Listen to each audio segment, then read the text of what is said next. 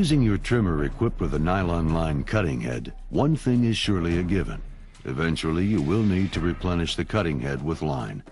In this brief video, we'll explain how to replace the line on our three most popular spooled line heads: Steel Auto Cut, Steel Auto Cut Easy Spool, and the Steel Trim Cut. To remove the spool from the head, follow these steps.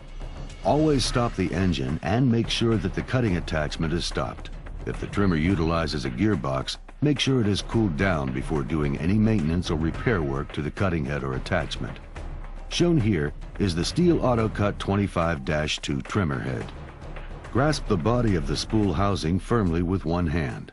With the other hand cupped over the tapping side of the head, insert your thumb into the hole where the tab release is located and push down firmly toward the base of the spool housing. This will release the tab. Rotate the head around 180 degrees and repeat the same procedure on the second tab. The cover is now released and you can remove it and the spool. You may need to press down on the spool and rotate it slightly for it to release from the spool housing. On the trim cut, you simply unscrew the star nut on the head. Once the star nut is loose, remove the nut and the spool.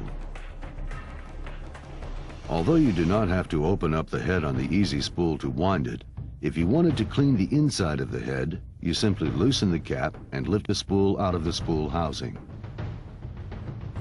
Be cautious though not to lose the spring that is located in the center of the spool.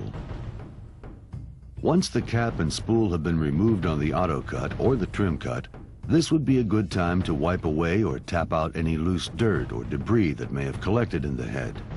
One way to reload your trimmer head is to use a preloaded spare spool that can be purchased at your steel dealer, but eventually you will need to rewind your spool or spools. To do this, first determine what the correct diameter of line is you will need and the length of line you will need to wind your head. This information can be found on the instruction card that comes with your steel trimmer head. If you cannot find those instructions, they can easily be viewed or downloaded free of charge at steelusa.com. In our example here with the AutoCut 25-2, the instructions call for two pieces of .095 line that are 16.5 feet long. To get your two lengths of line easily, measure off one length of line 33 feet long.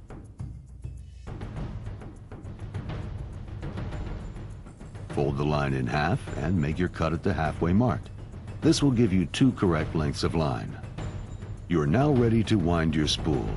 There are a few important features on your spool that you will need to identify. First, on the top of the spool, you will find two or more notches. These are there to hold the line in place once the spool has been wrapped. Second, you will see the spool is split and the line retaining holes. There are an identical set of retaining holes located 180 degrees around the other side of the spool. And finally, on the bottom, you will see the correct winding direction for the line. Taking one line, you will want to wind the half of the spool that is closest to the notches first. You will want to make a mental note of the position of the retaining hole you will start with. When you wind the second line, you will want to start on the opposite side of the spool. Insert the line as far into the retaining hole as you can, then wind the line around the spool firmly and evenly, not crossing over into the other half. When you have approximately 5 inches of unwound line, insert the line into a notch in the spool. Insert the second length of line into the opposite side of the spool in the unwound half and in the retaining hole that is 180 degrees opposite the first line you wound. Repeat the winding process to about 5 inches of unwound line and insert this line into the notch opposite the notch the previous wound line is in. Carefully place the spool into the spool housing with the notches located just to the side of the eyelets. Press down on the spool and rotate it slightly until the notches and the eyelets match up and let up on the spool. It should remain in this position. Gently pull the line out of the notches and feed them through the eyelets. Place the cover on the head, making sure that the tabs line up with the tab release holes, and press down until you hear it snap into place on both sides. Pull on the line to make sure all the slack has been taken up and the spool engages. On the trim cut, you will need to feed the line through the eyelets in the spool housing, then carefully lower the spool into the housing. Then pull firmly on both ends of line to release the lines from the notches. Then reinstall the star nut.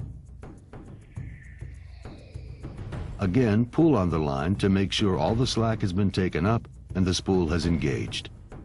The line should be the same length on both ends, and never longer than the line limiter distance located on the trimmer's guard.